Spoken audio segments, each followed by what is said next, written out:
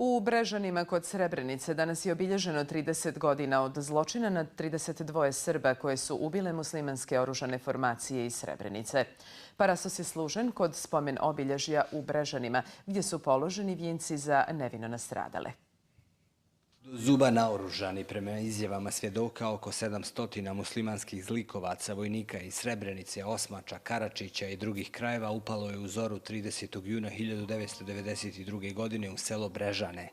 To jutro Milan Rankić bio je na prvoj liniji odbrane, zajedno sa još 60-ak saboraca. Selo se, kaže, nije moglo sačuvati. Ljude su ubijali na kućnim pragovima. Najvjerojatnije samo zato što smo Srbi.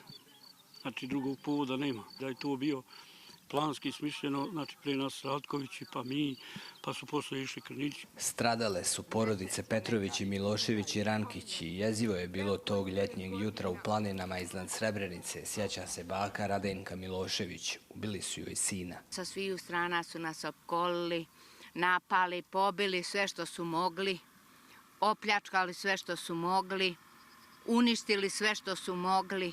Svaki dan, svake sedmice su išli da ubijaju sve što su stigli, imali su genocidne namjere, ali to niko ne želi da vidi ni od međunarodne zajednice, ni od Međunarodnog suda, ni od suda BiH. Na ovim prostorima Srbi mogu opstati samo ako opstane Republika Srpska, poručeno je na komemoraciji. Ponovo je želi neko da ukinuje. Zarad ovih grobova, zarad onih koji su dali svoje živote, ne smijemo to dozvoliti jer samo ćemo biti slobodni ako imamo Republiku Srpsku. Cilj je bio uništiti sa lica zemlje još jedno podrinjsko selo. Želja ovdašnjeg stanovništva jeste da ono ipak živi. U Brežane 30 godina nakon zločina život se vratio. Obnovljeno je 50 kuća, dio stanovništva kao i potomci koji su preživjeli dijelom su se vratili.